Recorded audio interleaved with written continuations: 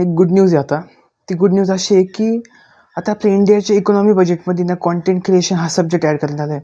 आता content creation म्हणजे काय? थोडक्यात आपले व्हिडिओ एडिटिंग म्हणा, ॲनिमेशन म्हणा, VFX म्हणा, ग्राफिक डिझायनिंग म्हणा, बरोबर. इतके दिवस प्रॉब्लेम हा व्हायचा की ह्या गोष्टी फक्त जे क्रिएटर्स तेच करायचे. पण आता हा एक स्कूल सब्जेक्ट म्हणून प्रत्येक स्कूलमध्ये शिकवला जाणार आहे.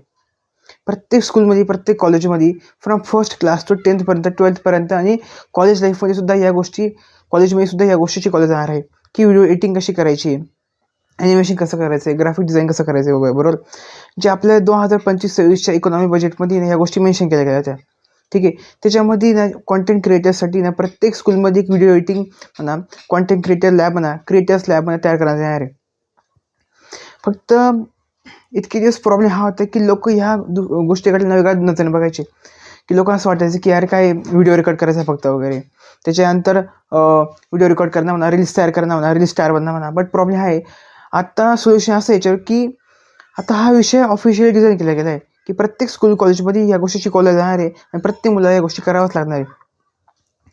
आणि त्यातले त्यात प्रत्येक म्हणजे फर्स्ट क्लासपासून 10th पर्यंत, 12th पर्यंत प्रत्येक मुलाला video editing, animation, graphic designing, VFX designing वगैरे अशी प्रत्येक गोष्ट शिकावी लागणार आहेच.